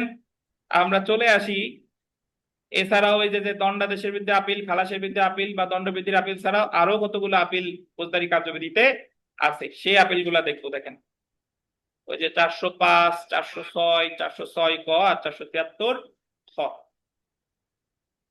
তো প্রথমে আমরা চলে আসি 405। পাইছেন? টেবিল পাইছেন? 405 এর আপিল আমরা অলরেডি পড়ছি। ও যে যার প্রতি হুলিয়াজারি করলো, সম্পত্তি ক্রোক করলো, ক্রোকৃত সম্পত্তি পুনরুদ্ধারের আবেদন করলো 89 ধারায়, আর 89 ধারার আবেদন যদি না মঞ্জুর হয় তাহলে 405 ধারায় আপিল। এই সেই আপিল। এই যে দেখেন, 89 ধারার অধীন যে আদালত প্রকৃত সম্পত্তি পুনরুদ্ধারের মামলা করা হয়, সেই আদালত প্রকৃত সম্পত্তি পুনরুদ্ধারের আবেদন করে দেবেন। অগ্রাহ্য করলে কি করলে? অগ্রাহ্য করলে উক্ত আদেশের বিরুদ্ধে আপিল করা যায়। তো এখন আপিল করা যায় কোন আদালতে? এই জায়গায় সাধারণত যে আপিল আদালতে আপিলটি দায়ের করা যায়, অর্থাৎ প্রথম শ্রেণীর ম্যাজিস্ট্রেট প্রকৃত সম্পত্তি পুনরুদ্ধারের আবেদন অগ্রাহ্য করলে আন্ডারলাইন করে দায়রা জজের নিকট। নরমালি ক্রোক করে আমলি আদালত, আমলি আদালতের বস হচ্ছে আপনার দায়রা জজ। তাহলে এই জায়গা 405-এর যে আপিলটা হবে, এই আপিলটা কোথায় হবে? দায়রা জজ। চলে আসেন 406। ওই যে শান্তি রক্ষা বা সদাচরণের মুচলেকার আদেশ দেয় 118 ধারায়, আর 118 ধারায় আদেশের বিরুদ্ধে আপিল করা যায় কোথায়? দায়রা জজের কাছে। এই যে দেখেন, ম্যাজিস্ট্রেট কোনো ব্যক্তিকে 118 ধারার অধীন শান্তি রক্ষা বা সদাচরণের মুচলেকার আদেশ দিলে উক্ত আদেশের বিরুদ্ধে দায়রা আদালতে আপিল করা যায়। বুঝছেন? এই জায়গা দায়রা আদালতের চেয়ে ভালো হয় দায়রা জজ। কোথায়? দায়রা জজ। তাহলে 405-এও দায়রা জজ, 406-এও দায়রা জজ। আমরা একটা নতুন, এটা আর আগে পড়ি নাই, সেটা দেখেন 406 ক, এমনি মুখে মুখে বলছিলাম। 406 কতে দেখেন 122 ধারার অধীন জামানতের সাথে লেখেন জামিনদার। জামানত বা জামিনদার, জামানত বা জামিনদার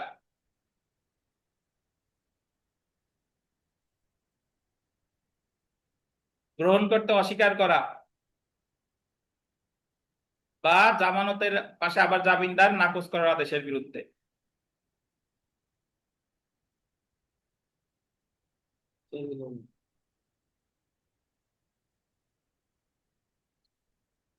ভাই 122 ধারায় হচ্ছে যে আপনি ওই যে আপনারা যে 118 ধারায় শান্তি রক্ষা বা সদাচরণ মুচলেকার বন্ড এক্সিকিউটের আদেশ দিল, এখন আপনি জামিনদার হিসেবে যারা নিয়ে গেছেন, ধরেন জামিনদার হিসেবে তো একজন গণ্যমান্য ব্যক্তি লাগে, এখন গণ্যমান্য ব্যক্তি হিসেবে আপনি আমার দীনেশ বালারে নিয়ে গেছেন। এখন আদালত বলতেছে যে দীনেশকে জামিনদার হিসেবে মানি না, আদালত প্রত্যাখ্যান করছে। তো এই প্রত্যাখ্যানটা করে হলো 122 ধারায়, আর এই প্রত্যাখ্যান করলে আপিল করা যায় 406 ক ধারায়। কত ধারায়? 406 ক। এখন থিওরি সোজা, যে কোনো ম্যাজিস্ট্রেট যদি প্রত্যাখ্যান করে তাহলে আপিল করতে হবে সিজিএম এর কাছে বা ডিএম এর কাছে। যদি বিচারিক ম্যাজিস্ট্রেট প্রত্যাখ্যান করে তাহলে আপিল করব সিজিএম, আর যদি নির্বাহী ম্যাজিস্ট্রেট প্রত্যাখ্যান করে ডিস্ট্রিক্ট ম্যাজিস্ট্রেট। বাট এখানে যে কেউ যে কারো কাছে করা যায়, অর্থাৎ বিচারিক ম্যাজিস্ট্রেট যদি প্রত্যাখ্যান করে তাহলে জেলা ম্যাজিস্ট্রেটের কাছেও করা যায়, সিজিএম এর কাছেও করা যায়। বুঝছেন? আবার নির্বাহী ম্যাজিস্ট্রেট যদি প্রত্যাখ্যান করে, নরমালি নির্বাহী ম্যাজিস্ট্রেটের বস কে? জেলা ম্যাজিস্ট্রেট। জেলা ম্যাজিস্ট্রেটের কাছেও করা যাবে, সিজিএম এর কাছেও করা যাবে। এটাই বলছে 406 কতে।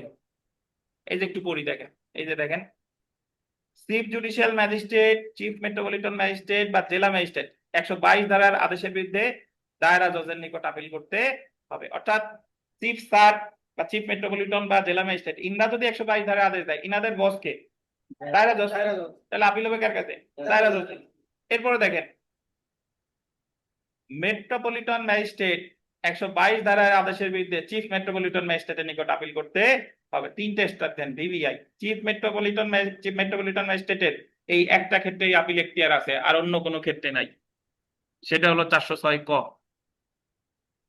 আমি আপনাদের মনে করাই দিই, দেখেন, মেট্রোপলিটন ম্যাজিস্ট্রেট দণ্ড দিলে আমরা আপিল করতাম মহানগর দায়রা জজের কাছে, চিফ মেট্রোপলিটন ম্যাজিস্ট্রেটের কাছে কিন্তু যাবে না। খালাসের ক্ষেত্রে চিফ মেট্রোপলিটন ম্যাজিস্ট্রেটের আপিল এখতিয়ার নাই, দণ্ড বৃদ্ধির ক্ষেত্রেও নাই।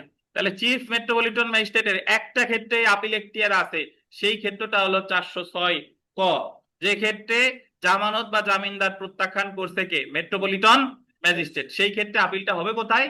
চিফ মেট্রোপলিটন ম্যাজিস্ট্রেটের কাছে, ভিভিআই। এটা মনে রাখতেই হবে। এটা কত ধারায়? 406 কতে। পরীক্ষায় প্রশ্ন আসতে পারে যে নিম্নের কোন ক্ষেত্রে চিফ মেট্রোপলিটন ম্যাজিস্ট্রেটের আপিল এখতিয়ার আছে? যে ক্ষেত্রে মেট্রোপলিটন ম্যাজিস্ট্রেট জামিনদার বা জামানত কি করে? প্রত্যাখ্যান করে।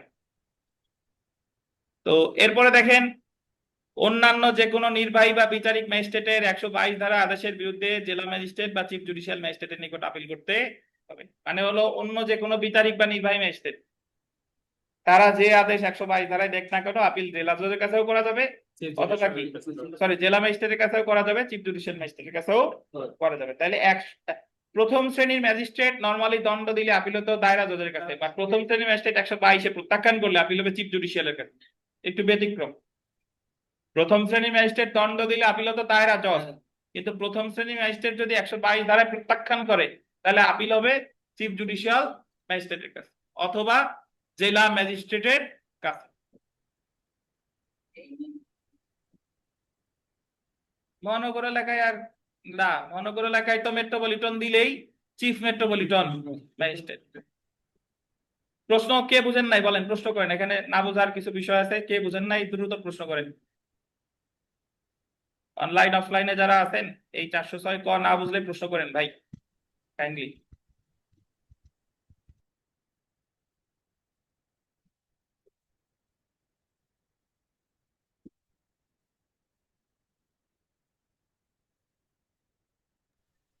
স্যার আসসালামু আলাইকুম। স্যার হ্যাঁ, বলতে ওয়ালাইকুম। স্যার বলছে স্যার অপর্যাপ্ত দণ্ডাদেশ, এটা যেই কোর্টই দিক, এটা যদি আপিল করতে হয়, যদি পিপি করে তাহলে সেটা হাইকোর্টেই করবে। জি, আচ্ছা স্যার আসসালামু আলাইকুম। হ্যাঁ স্যার বলেন। যে মাঝে মাঝে স্যার কোনো আসামির ক্ষেত্রে সরাসরি দেখি একজন অ্যাডভোকেট আইনজীবীও তো স্যার এই, ইয়া মানে উনি জামিন নামায় স্বাক্ষর করে না স্যার, বা জামানত হিসেবে, বা উনি হ্যাঁ, দায়িত্ব নেয় না স্যার, কোনো হ্যাঁ, ব্যক্তি না একজন নেয় অ্যাডভোকেট তো স্যার। নেয় নেয়, আপনার প্রশ্ন করেন। তা এই ক্ষেত্রে স্যার যদি ওনারটা অস্বীকার করে অস্বীকার তখন করলে কি? তো কি করে? আপিল করবে। আচ্ছা, অস্বীকার করলে, যদি অস্বীকার করে যে অ্যাডভোকেটটা আমি জামিনদার হিসেবে মানতেছি না, তাহলে আর একজন জামিনদার ঠিক করবে। আর যদি সে একরোখা হয় যে না এরই মানতে হবে, তাহলে করতে হবে কি? আপিল। এই তো কথা। ঠিক আছে। আপনি যদি রায় মাইনে নেন তাহলে তো আর আপিলের দরকার নাই। আর আপনি যখন বলতেছেন যে না আমার দিনেশটাই লাগবে, আমার জামিনদার দিনেশই হবে, তাহলে হবে কি? আপিল। এই হলো কথা। ঠিক আছে। আচ্ছা, আমরা 476 খটা একটু দেখি। তাহলে আপনারা এই এখানে 406 ক এটা ভিভিআই, এটা মনে রাখবেন। চলে আসেন 476 খ।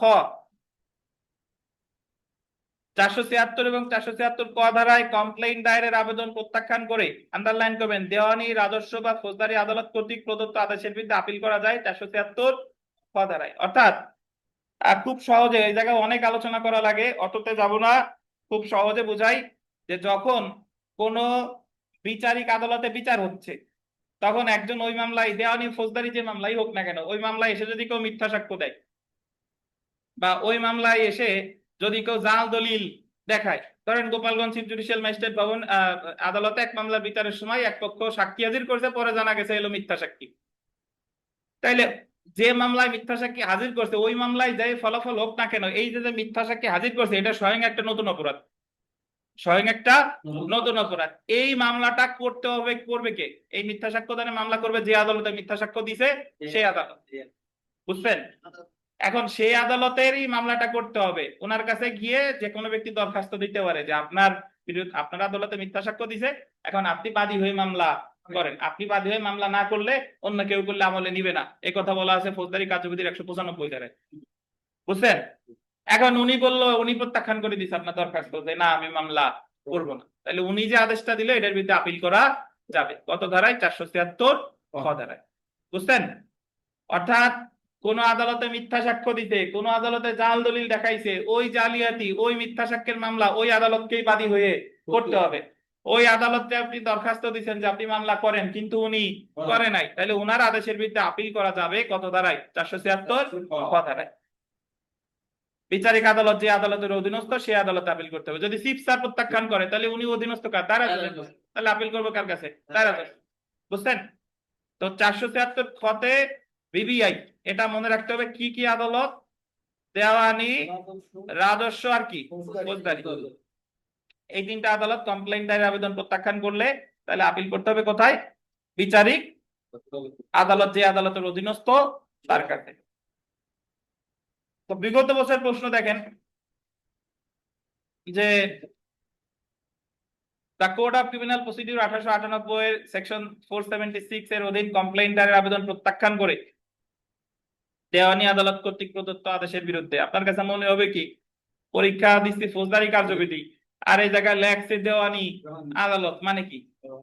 ওই যে দেওয়ানি আদালতে বিচারের সময় একজন জাল দলিল দেখাইছে, দেওয়ানি আদালতে বিচারের সময় একজন মিথ্যা সাক্ষ্য দিছে, তাহলে এই মিথ্যা সাক্ষ্য দানের মামলা করবে কে? দেওয়ানি আদালত। বাট তার কাছে আপনি আবেদন করছেন যে আপনি মামলা করেন বাদী হইয়া, তিনি মামলা করেন নাই, তাহলে প্রতিকার হচ্ছে কি? আপিল করা যায়। কত ধারায়? 476 খতে 476 খ। এই যে দেখেন 2 নাম্বার, ক্রিমিনাল প্রসিডিউর কোডে 476 ধারার অধীন কমপ্লেইন দায়েরের আবেদন প্রত্যাখ্যান করে দেওয়ানি আদালত কর্তৃক প্রদত্ত আদেশটি আপিল যোগ্য। এই আপিলটা হবে হলো 476 খ। 476 খ বিবিআই। 1-2 প্রশ্ন বিবিআই। আমরা চলে আসি যে সকল ক্ষেত্রে আপিল চলে না, cases in which no appeal lies. 412 থেকে 414 দেখেন। প্রথমে দেখেন 412 দ্বারা in case of guilty plea, দোষ স্বীকার করলে কোনো আপিল হবে না। ওই যে গিলটি প্লিট মনে আছে, চার্জ গঠনের সময় বলে যে আপনি কি দোষী নাকি নির্দোষ, সে বললো আমি দোষী, তাহলে ওই সময় যদি তারে সাজা দিয়ে দেয় ওই সাজার বিরুদ্ধে কোনো আপিল হবে না। আসামি দোষ স্বীকার করলে তার উপর ভিত্তি করে আসামিকে দণ্ড দিলে সেই দণ্ডাদেশের বিরুদ্ধে আপিল করা যাবে না, কিন্তু উক্ত দণ্ডাদেশের গোল দেবেন পরিমাণ বা যৌক্তিকতা, এক্সটেন্ট অর লিগালিটি বিষয়ে আপিল দায়ের করা যাবে। পরিমাণ বা যৌক্তিকতা মানে হলো আদালতের দেওয়ার দোষ স্বীকার করছে, আদালতের শাস্তি দেওয়ার কথা ছিল 1 মাস, দিয়ে দিছে 2 মাস, দেওয়ার ক্ষমতা আছে বিনাশ্রম, দিয়ে দিছে সশ্রম, তাইলে আবার কি করা যাবে? আপিল করা যাবে। যেমন দেখেন দোষ স্বীকারের পরেও অধিক দণ্ড দিলে দণ্ডের পরিমাণ বৈধতার বিষয়ে আপিল দায়ের করা যাবে। তাহলে 1 নম্বর প্রশ্নটা বিবিআই যে দোষ স্বীকার করার প্রেক্ষিতে প্রদত্ত রায়ের বিরুদ্ধে আসামি কোন প্রশ্নে আপিল করতে পারে? কি বলেন? দণ্ড। ওই যে দণ্ড যদি বাড়াই দেয়। 2 নম্বর প্রশ্নটা দেখেন যে একজন প্রথম শ্রেণীর ম্যাজিস্ট্রেট পেনাল কোডে 379 ধারায় অভিযুক্ত আসামির বিরুদ্ধে চার্জ গঠনকালে আসামি গিলটি প্লিট করায় 1 মাসের কারাদণ্ড দেয়। 379 ধারায় দিতে পারে 3 বছর, দিতে মাত্র 1 মাস। সো বেশি দিতে দেয় নাই, তো এই ক্ষেত্রে আপিল করা যাবে না, আপিল যোগ্য নয়, বিধায় আপিলটি কি হবে? নামঞ্জুর হবে। ওই এক্সট্রা নোটটা বের করেন 2025 সালের, এটা লাগবে এখন।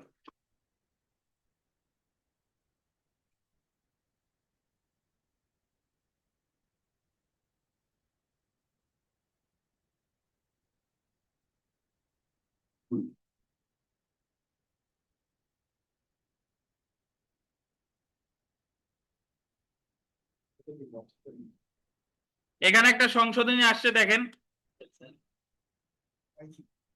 22 নাম্বার পেজের মাঝে, 22 নাম্বার পেজের মাঝে দেখেন সেলফ প্র্যাকটিসের উপরে 413 তুচ্ছ বা ছোটখাটো মামলায় পেটি কেসেস হবে। এই জায়গায় উনি প্রিটি লিখে দিছে, আর হবে না। পেটি কেসেস আপিল হচ্ছে 413 ধারা সংশোধন করে বলা হয়েছে তুচ্ছ বা ছোটখাটো মামলায় দায়রা আদালত বা চিফ জুডিশিয়াল ম্যাজিস্ট্রেট বা মেট্রোপলিটন ম্যাজিস্ট্রেট বা প্রথম শ্রেণী ম্যাজিস্ট্রেট অনধিক 5,000 টাকার অর্থদণ্ড দিলে, আগে ছিল 50 টাকা, 5,000 টাকার অর্থদণ্ড দিলে উহার বিরুদ্ধে আপিল করা যাবে না। পূর্বে 50 টাকা অর্থদণ্ডের ক্ষেত্রে আপিল করা যেত না, বর্তমানে এটা করা হয়েছে কত? 5,000। এবার আইন পাঠে চলে আসেন। 413-তে বলছে যে তুচ্ছ মামলায় আপিল নাই। প্রথমে দেখেন দায়রা আদালত অনধিক 1 মাসের কারাদণ্ড প্রদান করে। দায়রা আদালত যদি কাউরে 1 মাসের কারাদণ্ড দেয় তাহলে আপিল করা যাবে না। এখানে দায়রা আদালত বলতে কারে কারে বোঝায়? দায়রা আদালত দায়রা জজ, অতিরিক্ত দায়রা জজ, যুগ্ম দায়রা জজ। তাহলে দায়রা জজ, অতিরিক্ত দায়রা জজ, যুগ্ম দায়রা জজ কারে 1 মাসের কারাদণ্ড দিলে আপিল করা যাবে না। তারপরে দেখেন দায়রা আদালত, chief judicial magistrate, metropolitan magistrate বা অন্য কোনো প্রথম শ্রেণীর ম্যাজিস্ট্রেট অনধিক 50 করে দিবেন কত? 5,000। 5,000 করে দেন।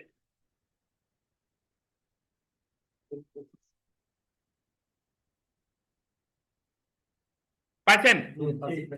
তো দায়রা আদালত যদি 5,000 দেয় জরিমানা, চিফ জুডিশিয়াল 5,000 জরিমানা করে, মেট্রোপলিটন 5,000 জরিমানা করে, প্রথম শ্রেণী ম্যাজিস্ট্রেট 5,000 জরিমানা করলে আপিল করা যাবে না, বাট দ্বিতীয় তৃতীয় শ্রেণী ম্যাজিস্ট্রেট করলে যাবে।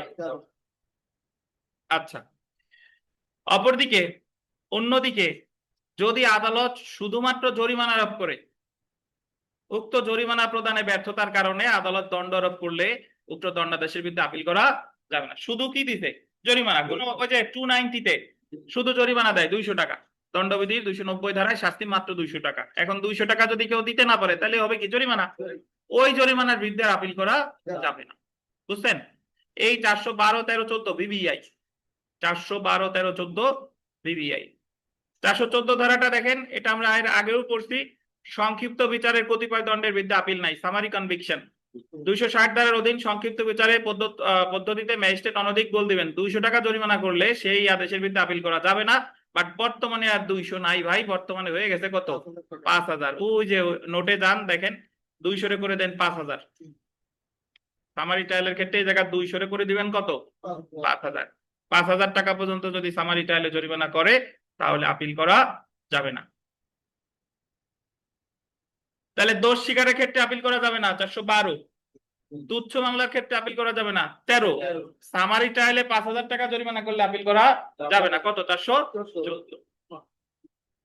15 কে 15তে টানতেছে। আচ্ছা, জেনে রাখা ভালো, দেখেন যেহেতু উপর উল্লেখিত ক্ষেত্রে আপিল দায়ের করা যায় না, তাই এই ক্ষেত্রে কি করা যাবে? রিভিশন করা যাবে। বুঝছেন? হ্যাঁ জুনাইরা বলেন, প্রশ্ন করেন। আসসালামু আলাইকুম স্যার। স্যার 414 যদি অর্থদণ্ডের সাথে কারাদণ্ড দেয় তাহলে কি আপিল করা যাবে? হ্যাঁ, না অর্থদণ্ডের রিভিশন? সাথে কারাদণ্ড দিলে তো আপিল করা যাবেই। এটা কারাদণ্ডের বিরুদ্ধে তো আপিল করাই যায়, কিন্তু শুধু অর্থদণ্ড দিলে যদি 5,000 টাকা পর্যন্ত হয় তাহলে আপিল করা যাবে না। আচ্ছা ঠিক আছে, থ্যাংক ইউ স্যার। আচ্ছা, বিগত বছরের প্রশ্ন দেখেন, সংক্ষিপ্ত বিচারে অনধিক 200 টাকা অর্থদণ্ড দিলে ওই আদেশের বিরুদ্ধে প্রতিকার হলো কি? কি বলেন তো? রিভিশন। প্রশ্ন ভুল নাই, এখনকার প্রেক্ষাপটেও সঠিক। অনধিক 200, এখন তো করছে অনধিক কত? 5,000। 5,000 টাকা পর্যন্ত হইলে আপিল করা যাবে না। তাহলে দেখো 200 টাকা বললেও কি হবে? রিভিশন। তারপরে দেখেন, যদি আদালত শুধুমাত্র জরিমানা আরোপ করে, সমস্যা কি? অনধিক 200 তে সমস্যা কি?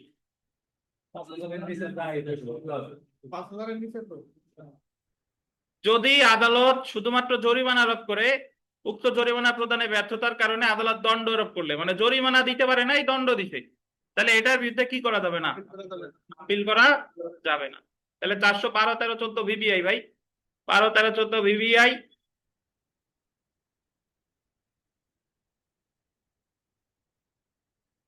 আমাদের আজকে এই পর্যন্তই।